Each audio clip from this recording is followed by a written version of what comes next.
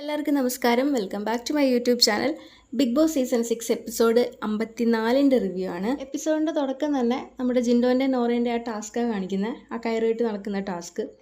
ജിൻഡോ അത് മാക്സിമം ഫണ്ണാക്കാനായിട്ട് ശ്രമിക്കുന്നുണ്ട്. പക്ഷേ പുറത്ത് നോറയല്ലേ, ഒരു രക്ഷയില്ല. നോറ അമ്പിനും വില്ലിനും എടുക്കത്തില്ല. ജിൻഡോ ഫണ്ണായിട്ട് ഗെയിം കളിച്ചാൽ പറയും ദ്രോഹിക്കുകയാണ് എന്ന്, എന്നാൽ നോറേനെ പരിഗണിച്ചാൽ പറയും ഡ്രാമയാണ് എന്ന്. ജിൻഡോൻ്റെ കയ്യിൽ നിന്ന് എന്തെങ്കിലും കിട്ടിയിട്ട് വേണം നോറേൻ്റെ ഗെയിമായിട്ടുള്ള ഇരവാദം അടുത്ത ഒരാഴ്ച മൊത്തം ഇറക്കാൻ. അങ്ങനെ ഇവർ രണ്ടുപേരും കൂടെ കയറും കെട്ടി അങ്ങോട്ടും ഇങ്ങോട്ടും നടക്കുന്ന സമയത്താണ് കിച്ചൺ ക്യാപ്റ്റനായിട്ടുള്ള ജാസ്മിൻ പറയുന്നത് ജിൻഡോനോട് ക്യാബേജ് അരിയാൻ. അങ്ങനെ ജിൻഡോ വന്നിരുന്ന ക്യാബേജ് അരിഞ്ഞുകൊണ്ടിരിക്കുമ്പോൾ പവർ ടീം വന്നിട്ട് പറയും, ജിൻഡോ ബ്രോ അത് ചെയ്യണ്ട, കാരണം പിന്നെ നിങ്ങൾ ഓൾറെഡി ഒരു ടാസ്ക് ചെയ്യല്ലേ, അപ്പോൾ അതിനിടയ്ക്ക് കിച്ചൺ ഡ്യൂട്ടിയും കൂടെ നിങ്ങൾ ചെയ്യണ്ടെന്ന് പറയുന്നു. അങ്ങനെ ജാസ്മിനും ഗബ്രിയും കൂടെ അവിടെ ഇരുന്ന് ക്യാബേജ് എറിയുന്നു. ഇതിനിടയ്ക്ക് കിട്ടിയ ടാസ്ക് കുറച്ചും കൂടെ ഫണ്ണാക്കാൻ വേണ്ടിയിട്ട് ജിൻഡോ പാട്ട് പാടുന്നു, എക്സസൈസ് ചെയ്യുന്നു. ജിൻഡോനെ കൊണ്ടാവുന്നതൊക്കെ ജിൻഡോ ചെയ്യുന്നുണ്ട്. പക്ഷേ അപ്പുറത്ത് നോറയല്ലേ, ജിൻഡോ എന്തൊക്കെ ചെയ്താലും നോറേൻ്റെ സ്ഥായി ഭാവമായിട്ടുള്ള ഞാനിരയല്ലേ, എന്നെ ദ്രോഹിക്കുകയാണല്ലോ, ദ്രോഹിക്കട്ടെ, എല്ലാവരും അത് കണ്ടിരിക്കട്ടെ. ഇങ്ങനെയാണ് നോറേൻ്റെ കാര്യം. അത് കഴിഞ്ഞിട്ട് ജാസ്മിനും ഗബ്രിയും ഈ ക്യാബേജ് അരിഞ്ഞ് പോയ സ്ഥലത്ത് ഡൈനിങ് ടേബിളിൻ്റെ അവിടെ ഇരുന്നിട്ടാണ് ക്യാബേജ് അരിഞ്ഞുകൊണ്ടിരുന്നത്.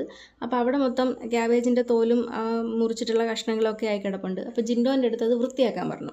അപ്പോൾ ജിൻഡോ ആ ഡൈനിങ് ടേബിളിൻ്റെ മേളിലുള്ളത് മാത്രം വൃത്തിയാക്കി. എന്നിട്ട് പറയുന്നു, തറയിൽ കിടക്കുന്നത് ഞാൻ വൃത്തിയാക്കത്തില്ല, ഇതാരാണോ ചെയ്തത് അവർ തന്നെ ഇത് ചെയ്യണമെന്ന്. അപ്പോൾ ഈ കഴിഞ്ഞ ദിവസം മറ്റേ വെണ്ടയ്ക്കേൻ്റെ കുരു അവിടെയൊക്കെ അരിഞ്ഞിട്ടപ്പോൾ തന്നെ ജിൻഡോ പറഞ്ഞായിരുന്നു, അവിടെ ഇരുന്ന് അരിയരുത്, ഇനി അരിയാനുള്ളതൊക്കെ കിച്ചണിൽ വന്നിരുന്ന് അരിയണം, മാത്രമല്ല അവരവർ ചെയ്യുന്നതിൻ്റെ വൃത്തികേടാവുന്നതൊക്കെ അവരവർ തന്നെ വൃത്തിയാക്കണമെന്നും പറഞ്ഞിരുന്നു. അപ്പോൾ ജാസ്മിൻ വന്നിട്ട് പറയുന്നു, ഇത് ഈ ക്യാബേജ് അരിയേണ്ടതൊക്കെ ജിൻഡോൻ്റെ ജോലിയാണ്, പക്ഷെ അയാൾ അതൊന്നും ചെയ്തിട്ടില്ല, അതുകൊണ്ടാണ് ഇത് വൃത്തിയാക്കാൻ പറഞ്ഞതെന്ന്. അപ്പം ജിൻഡോ അതവിടെ ക്യാബേജ് അരിഞ്ഞുകൊണ്ടിരുന്നതാണ്, പവർ ടീമാണ് വന്നിട്ട് അത് അരിയേണ്ടെന്ന് പറഞ്ഞത്.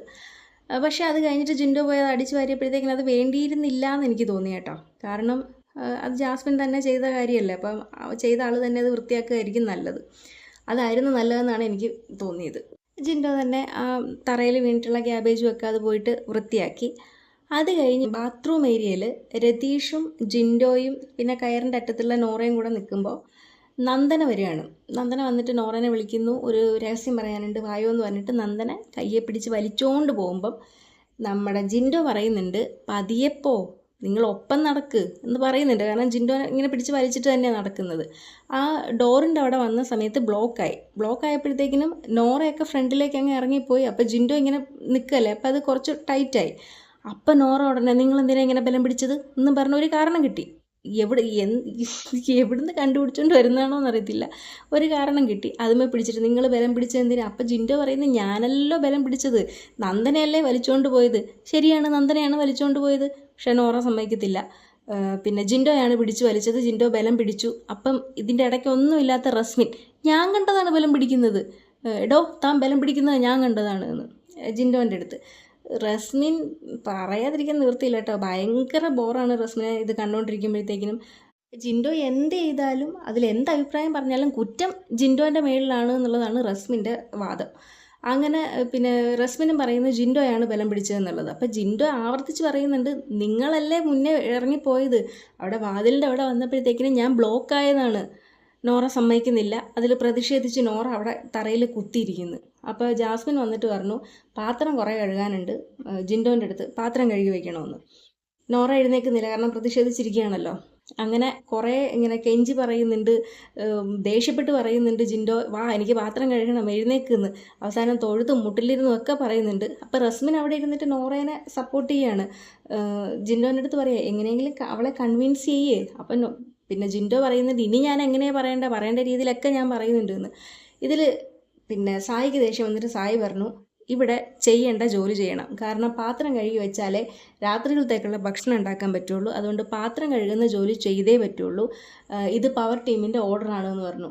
അപ്പോൾ നമ്മുടെ നോറ എന്നിട്ട് പറഞ്ഞു, എനിക്കൊരു കാര്യം പറയാനുണ്ട്, ഇപ്പം നിങ്ങൾ അനാവശ്യമായിട്ട് എനിക്ക് തരുന്നത് പണിഷ്മെൻ്റായിട്ടേ എൻ്റെ അടുത്ത് പറയുന്നത് പണിഷ്മെൻ്റായിട്ടേ ഞാൻ എടുക്കുകയുള്ളൂ, കാരണം ഞാൻ ചെയ്യാത്തൊരു കാര്യം ജിൻഡോ ചെയ്തു എന്ന് പറഞ്ഞു, അതിന് പ്രതിഷേധിച്ച് ഞാനിവിടെ ഇരുന്നിട്ട് അതിന് പോലും നിങ്ങൾ സമ്മതിക്കാത്തത് കൊണ്ട് നിങ്ങളിപ്പോൾ ഈ പറയുന്നത് പണിഷ്മെൻ്റായിട്ടേ ഞാൻ എടുക്കുകയുള്ളൂ എന്ന്.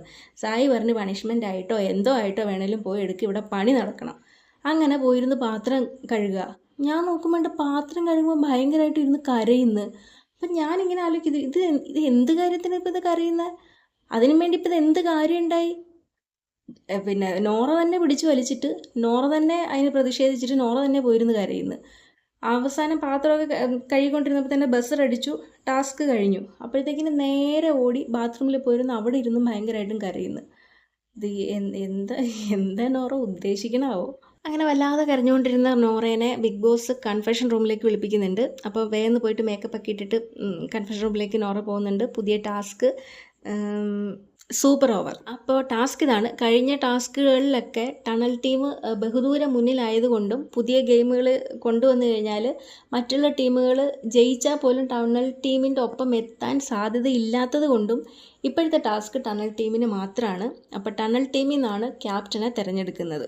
ഗാർഡൻ ഏരിയയിൽ സ്റ്റംപ്സ് വെച്ചിട്ടുണ്ട്. ക്രിക്കറ്റിൽ കളിക്കുന്ന മാതിരി ബോൾ എറിഞ്ഞിട്ട് ബൗൾഡ് ആക്കുക എന്നുള്ളതാണ് ടാസ്ക്. ടണൽ ടീമിലെ ഓരോ മെമ്പേഴ്സിനും 6 ബോൾ വീതമുണ്ട് എറിയാൻ. അപ്പോൾ ടണൽ ടീമിൽ പ്ലാനിങ് നടക്കുകയാണ്. അപ്പം നോറയ്ക്ക് ക്യാപ്റ്റൻ ആവാൻ താല്പര്യമുണ്ട്, ബാക്കി ആർക്കും താല്പര്യമില്ല. റസ്മിനും ഋഷിക്കും അഭിഷേകിനും ക്യാപ്റ്റൻ ആവണ്ട, പകരം അവർക്ക് പവർ ടീമിൽ കയറണം. അതാണ് കണ്ടീഷൻ. അപ്പം നോറേൻ്റെ അടുത്ത് പറയാണ്, ക്യാപ്റ്റൻ ആയിക്കഴിഞ്ഞാൽ ഞങ്ങളെ 3 പേരെയും പവർ ടീമിലേക്ക് എടുക്കണം. അപ്പം ഫസ്റ്റ് നോറ പോയിട്ട് പിന്നെ ബോൾ എറിയട്ടെ എന്നുള്ളതാണ്. അപ്പോൾ ഒരെണ്ണമെങ്കിലും വീഴ്ത്തി കഴിഞ്ഞാൽ ബാക്കി ഞങ്ങളാരും കളിക്കൂല, ഉഴപ്പ എന്നുള്ളതാണ് ബാക്കിയുള്ള 3 പേരും പറയുന്നത്.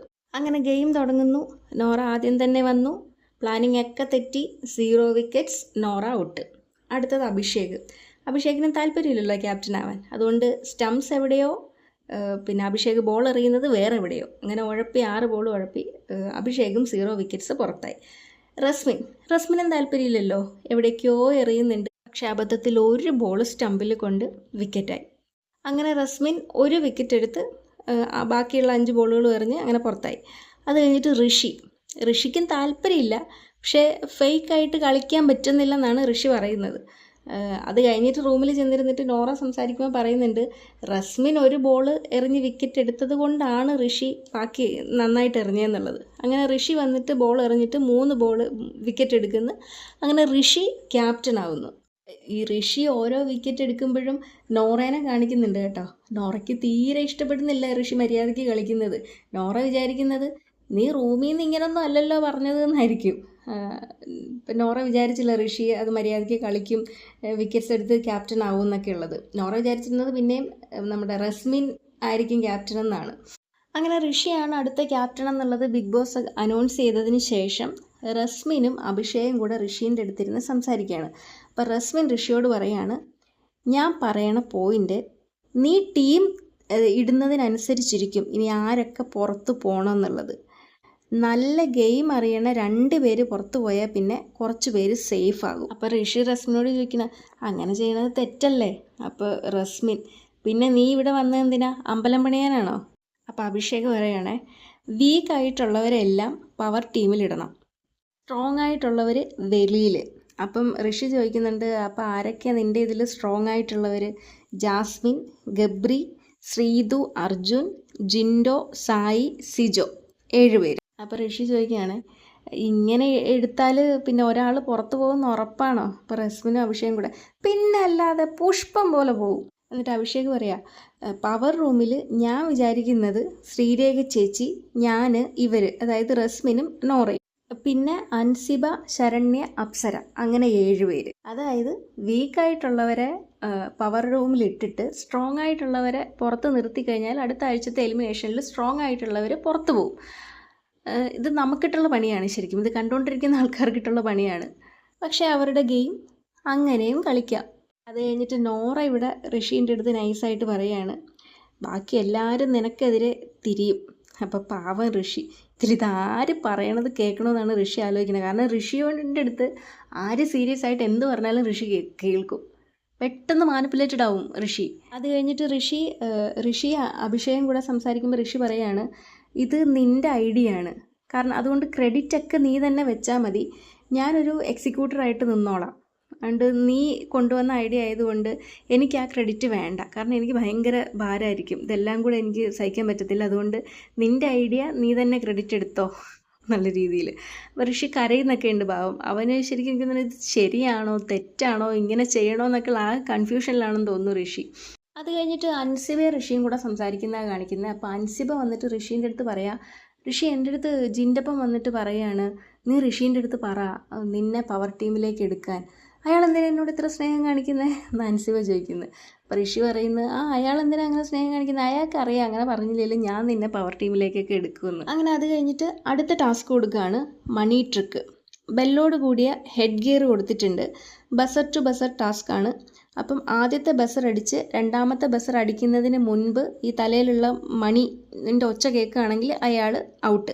അങ്ങനെ പല റൗണ്ടുകളുണ്ട്. അവസാന റൗണ്ട് വരെ പിടിച്ച് നിൽക്കുന്ന ആൾ ജയിച്ചു. അതാണ് ടാസ്ക്. അങ്ങനെ ആദ്യത്തെ റൗണ്ടിൽ തന്നെ നമ്മുടെ അഭിഷേകും അർജുനും ഔട്ടാവുന്നുണ്ട്. അർജുനൊക്കെ എന്താ സന്തോഷം, അർജുനൊക്കെ ഇനി എന്നാ പ്രൊവോക്ക് ചെയ്യാമെന്നും പറഞ്ഞുകൊണ്ട് എഴുന്നേറ്റ് ഓടുന്നുണ്ട്. പക്ഷെ നല്ല രസമുണ്ടായിരുന്നു കേട്ടോ കണ്ടുകൊണ്ടിരിക്കാൻ ലൈവിൽ. അങ്ങനെ കുറച്ച് റൗണ്ടുകൾ കഴിഞ്ഞതിന് ശേഷം അടുത്ത സ്റ്റേജിലേക്ക് പോവാണ്. ഇനി ബസർ അടിക്കുമ്പോഴത്തേക്കിനും ഒറ്റ കാലയിൽ നിൽക്കാൻ പാടുള്ളൂ എന്ന്. അങ്ങനെ എല്ലാവരും ഒറ്റ കാലയിൽ നിന്നിട്ട് ഗെയിം കളിച്ചുകൊണ്ടിരിക്കുമ്പോഴത്തേക്കിനും അപ്സരയും ജാസ്മിനും കാല് ചേഞ്ച് ചെയ്തിട്ട് ഇതാക്കുന്നുണ്ട്. അപ്പോൾ രതീഷ് ബിഗ് ബോസിനോട് ചോദിക്കുന്നുണ്ട് അങ്ങനെ ചേഞ്ച് ചെയ്യാൻ പാടുണ്ടോ എന്ന് ചോദിക്കുമ്പോൾ അങ്ങനെ ചേഞ്ച് ചെയ്യാൻ പാടില്ല എന്ന് പറയുന്നു. അങ്ങനെ അപ്സരയും ജാസ്മിനും ഔട്ടാവുന്നുണ്ട്. അപ്പം ഓരോ ഔട്ടാവുന്ന ആൾക്കാർക്കും രതീഷാണ് ഇതിൻ്റെ ജഡ്ജ്. അപ്പോൾ ജഡ്ജിൻ്റെ കൂടെ ചേർന്നിട്ട് വിധി പറയാം. അതാണ് ടാസ്കിലുള്ളത്. അപ്പോൾ ജാസ്മിൻ നോക്കുമ്പോഴത്തേക്കിന് നോറ ജസ്റ്റ് കാലിങ്ങനെ ഒരു കാലിൻ്റെ മേളിൽ ജസ്റ്റ് ഇങ്ങനെ ടച്ച് ചെയ്തിങ്ങനെ വെച്ചിരിക്കുന്നത് പോലെയാണ്. അപ്പോൾ രതീഷ് ആണെങ്കിൽ പുറത്ത് ചെന്നിട്ട് ശ്രീധുവിൻ്റെ അടുത്ത് പറഞ്ഞു, ഒരു കാല് മടക്കി പുറകിലോട്ടാക്കി ഇങ്ങനെ വെക്കണം, അങ്ങനെയാണ് ഒറ്റ കാലയിൽ നിൽക്കുക എന്നുള്ളത്. അപ്പോൾ ശ്രീധു ഇതിനിടയ്ക്ക് ഔട്ടായിട്ട് അകത്ത് വന്നപ്പോഴത്തേക്കിനും ജാസ്മിൻ ഈ നോറ ഇങ്ങനെയാണ് നിൽക്കുന്നതെന്നുള്ളത് പറഞ്ഞു. അപ്പോൾ രതീഷിൻ്റെ അടുത്ത് ചോദിച്ചപ്പോൾ രതീഷ് പറഞ്ഞു, അവിടെ നിന്ന് നേരെ വാക്ക് മാറി, ഒറ്റ കാലേ നിൽക്കണമെന്നേ പറഞ്ഞിട്ടുള്ളൂ. അപ്പോൾ ഒരു കാലിൻ്റെ മേലെ ഒരു കാല് കയറ്റി വെച്ചാലും ഒറ്റക്കാലിൽ തന്നെയല്ലേ നിൽക്കുന്നത്, അതുകൊണ്ട് കുഴപ്പമില്ലെന്ന്. അപ്പോൾ ഇത് കേട്ട ശ്രീധു, അപ്പം നിങ്ങൾ പുറത്ത് വന്ന് എന്നോട് ഇതല്ലല്ലോ പറഞ്ഞത്, എന്നോട് നിങ്ങൾ എങ്ങനെ നിൽക്കാനാണ് പറഞ്ഞത്, കാല് പുറകോട്ടാക്കി വെക്കാനല്ലേ പറഞ്ഞത്. അപ്പം അങ്ങനെ ജാസ്മിനും രതീഷും ശ്രീധുവും കൂടെ ഒരു അടി. ഇത് കഴിഞ്ഞിട്ട് രതീഷ് ജിൻഡോ സിഗരറ്റ് വലിച്ചുകൊണ്ട് നിൽക്കുമ്പോൾ ജിൻഡോൻ്റെ അടുത്ത് വന്ന് പറയുന്നുണ്ട്, ഈ ജാസ്മിനെ ഞാനിവിടെ ഗെയിമറായിട്ട് നിൽക്കാത്തത് കൊണ്ട് എൻ്റെ സാഹചര്യം മുതലെടുക്കുകയാണ്. ദൈവം സഹായിച്ച് ബിഗ് ബോസ് എന്നെ ഇവിടെ ഗെയിമറായിട്ട് തുടരാൻ അനുവദിച്ചാൽ ജാസ്മിൻ്റെ കഷ്ടകാലാണെന്നൊക്കെ രതീഷ് ജിൻഡോൻ്റെ അടുത്ത് പറയുന്നു. അങ്ങനെ അവസാന റൗണ്ട് വരെ പിടിച്ചു നിന്നത് നോറയാണ്. അപ്പോൾ നോറ ആ ടാസ്കിൽ ജയിച്ചിരിക്കുന്നു. നോറയ്ക്കായി ഉള്ള സമ്മാനമായിട്ട് കുറേ സ്നാക്സ് കൊണ്ടുവരുന്നുണ്ട്. അങ്ങനെ അത് അവർ ഷെയർ ചെയ്ത് കഴിക്കുന്നതായിട്ട് കാണിച്ച് എപ്പിസോഡ് അവസാനിക്കുന്നു. ഇത്രയാണ് ഇന്നത്തെ എപ്പിസോഡിൽ ഉണ്ടായിരുന്നത്. അപ്പോൾ താങ്ക് യു ഫോർ വാച്ചിങ്.